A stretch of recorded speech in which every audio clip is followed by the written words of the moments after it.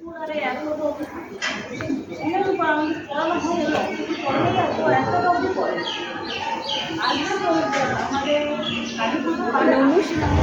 দর্শরূপে দর্শভুজা এক নতুন পর্ব নিয়ে বন্ধুরা আজ আমি চলে এসেছি তোমাদের সামনে।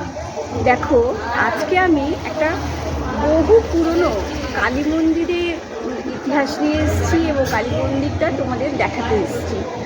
এটা হচ্ছে দুর্গাপুরের স্টেশনের দিকে, স্টেশন বাজারের দিকে করঙ্গপাড়া বলে একটা জায়গা আছে। একদিকে গেলে পিসিবিএল আর এদিকে গেলে স্টেশনের বাজার, যেটা সেই জায়গাটা।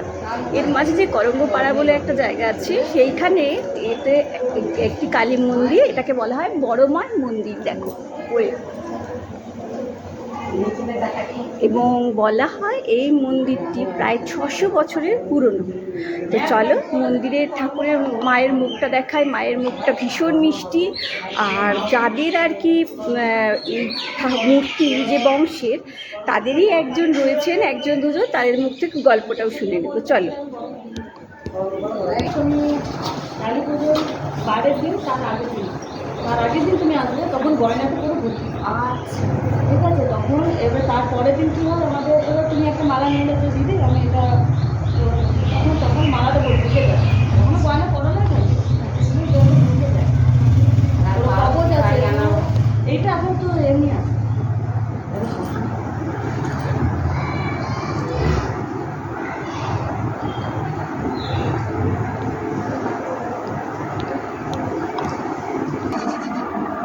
এই দেখো বন্ধুরা, এই মায়ের মুখে কথা বলছিলাম। মায়ের মুখটা দেখো কত মিষ্টি।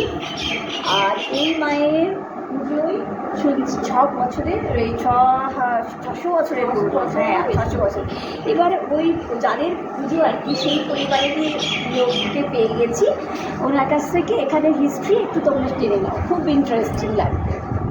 সত্য। হ্যাঁ, এবার একটু আমাকে তুমি বলো, তুমি বলছি। হ্যাঁ, তো একটু বলো কতদিনের পুরনো, আগে কীরকম মা ছিল, এখন কবে চেঞ্জ হয়েছে? আমাদের মা হচ্ছে 600 বছরেরও বেশি। ঠিক আছে, আমরা যতটুকু জানি আমাদের বংশাবলী 600 বছর আমরা জানি। ঠিক আছে, তারও আমার দাদু আমাদের পুরো অনেক পুরনো। হ্যাঁ, মানে বহু বংশ পরম্পরায়। তো তখন আমাদের তো ডাকাত বংশের আমরা। ঠিক আছে, ডাকাত বংশে তখন আমার তখন মাকে তখন কি আগেকার মাকে বেশি মারতো ডাকাত। হ্যাঁ হ্যাঁ হ্যাঁ। তখন কি হয়েছে, তো ডাকাতি করতে গেছে, তো তখন অনেক বড় বড় তখন দেওয়া থাকে। ঠিক আছে, তখন কী হয়েছে, তো মাকে তখন স্মরণ করতেছে, মা তুমি আমাকে এখান থেকে বাঁচো।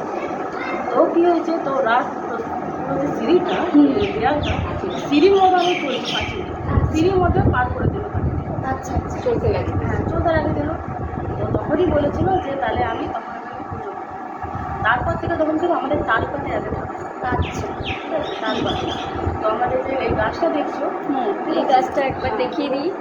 দেখো বন্ধুরা, এই গাছটা দেখো একটু বড় আর বহু পুরনো গাছ। বহু পুরনো গাছ। তুমি দেখতেও পাবে না। এটা হচ্ছে আমের গাছ। আচ্ছা, এখানে কারণ তো আমার মা, মানে আমাদের মা এখানে দোলনা দেয়। আচ্ছা, এই গাছে দেখো, এই গাছে আমার মা স্বয়ং দোলনা। হ্যাঁ, এটা আমার ছোটো মেয়ে দেখেছে নিজের চোখে, প্লাস আর একটা পাড়া মেয়ে আছে, তারাও দেখেছে। এইখানটা যে গাছটা দেখছো না, এরকম করে বসে। হচ্ছে এই ফ্যামিলিরই একজন। না, আমি ছোটো বউ। আচ্ছা, ছোট বউ। তাহলে তুমি তো ওই দিকে একটা দেখবা। হ্যাঁ, তো এত সুন্দর হিস্ট্রি। মানে মায়ের আমার দাদু তখন আমার বেঁচে ছিল। ঠিক আছে, তো আমার দাদু আমার থেকে তখন আগে কিন্তু আমার মা শিকলে বানাতে হয়। আচ্ছা, মানে শিকলে কেন বাঁধা? শিকলে বানাতে হতো কারণ তখন সব জায়গায় ঘুরে বেড়াতো। মানে মা অস্থির হয়ে ঘুরে বেড়াতো। মানে রাতে গ্রামে প্রচুর লোক দেখেছে মা। মানে রাত্রে কেউ এখানে বেড়াতে কেউ পাচ্ছে না, সাহস পেত না কেউ। হ্যাঁ, গ্রামে প্রচুর লোক দেখে যায়, মানে এত জাগ্রত, বুঝতে পারছো তোমরা, যে যে কারণে মাকে বেঁধে রাখা হতো। এনে রাখা। ঠিক আছে, যে আসবে তার ইচ্ছা মানে যে এই যে আমরা আপনি যেখানে বসে আছি, হ্যাঁ, এই বসে থাকাও তখন কেউ সাহস পেত না। আচ্ছা আচ্ছা, না, আমাদের শুধু বংশের মেয়েরাও যেতে পারতো না। আচ্ছা, পুরুষরা যেতে। আচ্ছা, ঠিক আছে, মানে আমার দাদুরা পুজো করছে। ঠিক আছে, তখন সবাই কোথাও দাঁড়িয়ে থাকতো, ওই পায় চটি করে এদিকে আসতে পারতো না, চটি মানে তাকাতে পারতো না। হ্যাঁ, ঠিক আছে, এরকম জিনিস মানে একদম ভয় পেত। আইনে না, রাতে হলে কি হতো, মুকুট বাঁধতো। আচ্ছা, ঠিক আছে, মানে মায়ের উপস্থিতি বোঝা যেত পুরো সব বোঝা কিছু। যেত, পুরোপুরি। হ্যাঁ আচ্ছা। তারপরে কি কোনোদিন হয়তো রাত্রেবেলা দেখা যাচ্ছে যে ভোর 3টের সময় তো এই গাছটা কাছে ধুনোর গন্ধ উঠে, আচ্ছা, ঘুঙুরে আওয়াজ উঠে। মানে আর অলৌকিক যে ব্যাপারটা, হ্যাঁ মানে সেটা- যেটা রিয়েল মা আছেন সেটা মানে আপনি এলেও বুঝতে পারবেন বা অন্যজন এলেও বুঝতে পারবে। আর গ্রামে করঙ্গপাড়ার লোক সবাই জানে যে মা পুরো জাগ্রত। যে কোনো প্রবলেম হয় আমাদের তো মানুষ পাশে থাকে না, কিন্তু মাকে আমরাই ডাকি আচ্ছা। সবাই, যে আসে মায়ের পুজো হোক বা উপবাস হোক যাই হোক কিচ্ছু যদি হয়, মা আমার ছেলে পরীক্ষার জন্য পাস করে দেয়, মায়ের কাছেই সবাই আসে। আমরাও মাকে ছেড়ে আছি, মানে মাকে ধরে আছি, মা ছাড়া তো কিছুই নেই জীবনে আর। হ্যাঁ তো মানে যে কোনো আমাদের গ্রামে যেমনি বিয়ে হলো বউ নিয়ে, সে নিজের বাড়ি ঢুকবে না, আগে কিন্তু সে মায়ের কাছে মায়ের প্রণাম করে দর্শন করে, হ্যাঁ। তারপরে ওনারা বাড়িতে যাবে, সে যতই বড় যাই হোক কিন্তু মায়ের কাছে আসে। মানে মাকে এতটা বিশ্বাস ভালোবাসা। আর মা তো সবাইকে ভালোবাসে, মা তো সবাইকে নিয়ে চলবে, মা তো একা চলতে পারেন না। হ্যাঁ যত ভক্ত আছে ভালোবাসে মায়ের কাছে সব।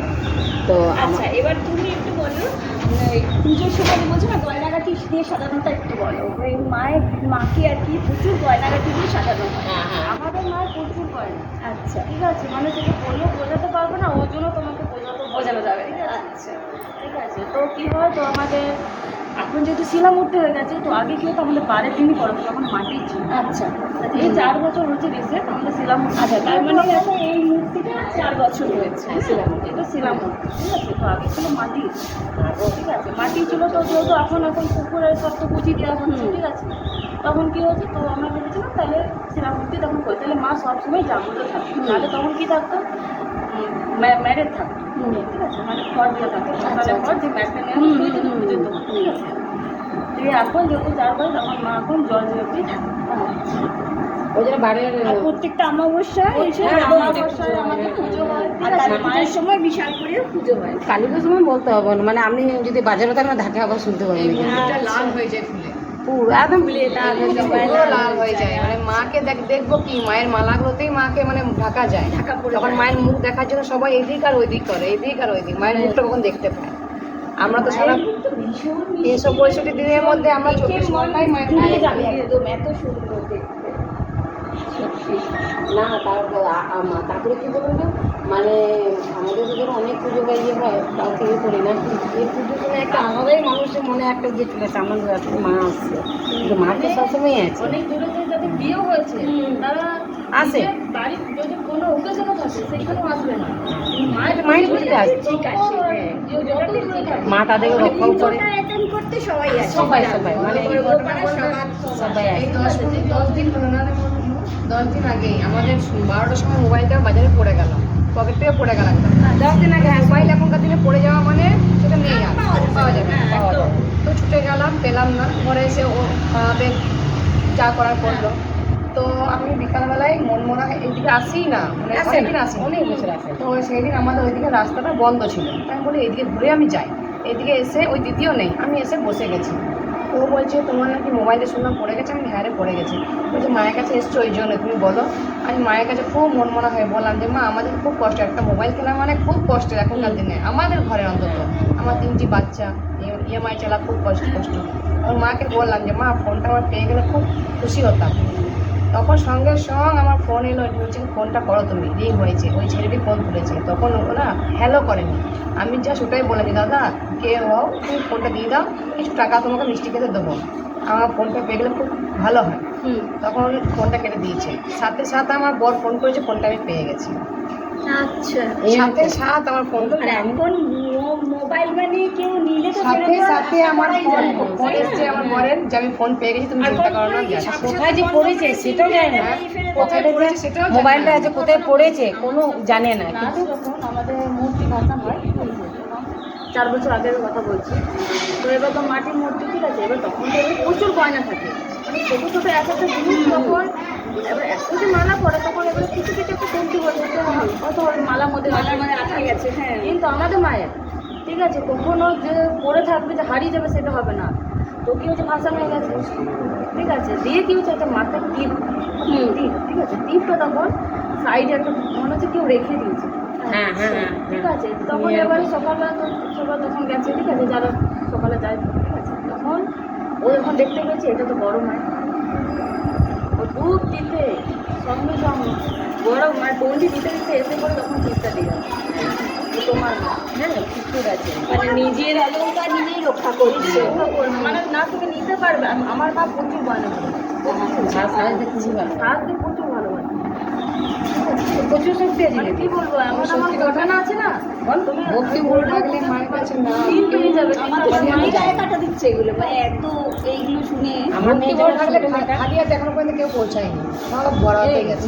হ্যাঁ ঠিক আছে, যে যে তুমি আসবে, যে মাকে আমি চাই, আমার ছোট এত জাগ্রত হ্যাঁ প্রচুর ঘটনা। আর তারপরে কি বলুন তো, তারপরে কি বলে আমার নিজেরটা বলছি, যেরকম আমরা এখানে এই ঘরটা ভাড়া থাকতাম, তো আমার এই জানি না আমার ঠাকুরের প্রতি কোনো ভক্তি ছিল না, কিন্তু এখানে এসেছি তো কিন্তু মায়ের মুখটা দেখিনি, বিয়ের পর মায়ের মুখ দেখলাম, মানে এমনি মায়েরে দেখেছি, মানে আমার খুব ভালো লাগতো। তখন মাটির ছিল, নাতা দিয়া পরিষ্কার করা গোবর দিয়ে, এগুলো আমার খুব ভালো লাগতো, মানে আমার যে যা হয় সে করতো। তো আমি তখন বলতাম জেঠুমা আমি পরিষ্কার করবো বলো মন্দিরটা, বলছে হ্যাঁ করবি, মানে ভোরবেলা উঠে যেতাম, 4টের সময় উঠে পরে এগুলো ধোয়া মোচা ঝেঁটিয়ে তখন গোবর দিয়ে নাতা দিয়ে এগুলো সব করতাম, ঠিক আছে। আর করে দেওয়ার পর মাকে বলেছিলাম যে হে মা, আমার যার সাথে বিয়ে হোক, আমার জন্য এখানে বিয়ে হোক, তোমার আমি মন্দির পরিষ্কার করতে গেছি। হ্যাঁ তো আজকে ধরুন আমি মানে মায়ের ইচ্ছাতে আমার বিয়ে হয়েছে, তো আমার বড় আর এই ফ্যামিলিতেই এই ফ্যামিলিতে হয়েছে, তো মানে ইনার ইচ্ছা ছাড়া তখন আমার কত হবে, খুব জোর হলে 14 থেকে 15 বছর বয়স হবে, আমি 16 বছর আমার বিয়ে হয়েছে, ঠিক আছে। মানে মা সেবাটা নেবে ভেবেছি। হ্যাঁ তো আমি যতই আমার রাগ হোক যা হোক, মা আমি এটা আজ করবো না, আজকে আমি এটা ধুবো না, এই করবো না, কিন্তু ঠিক করি। আমি নন বেঙ্গলি, আর আমার হাজব্যান্ড আছে, মানে আমি যেরকম মানে আমি গর্বিত না, বললাম তো মা আপনার হাতে সেবাটা নেবে, হ্যাঁ। ওই জন্য যে করে হোক আপনাকে এই আমি ফ্যামিলিতে আসতে এটা হবে। মনে বলে যখন যার সাথে বিয়ে হোক আমার জন্য এইখানে বিয়ে হোক, তোমার মন্দির পরিষ্কার করবো। আমি যদি বলি না যে মা তোমার পুজো দেবো এইসব না, মা মন্দির পরিষ্কার করবো, আমার ঝাড় দিতে এইটা তো খুব ভালো লাগে, ঠিক আছে। তো আমার হাজব্যান্ড এখন বেরোবে, দেখবে আপনি বলবেন যে কী করে আপনি একে বিয়ে করলেন, তো আমি করি না, আমাকে মাই দিয়েছে।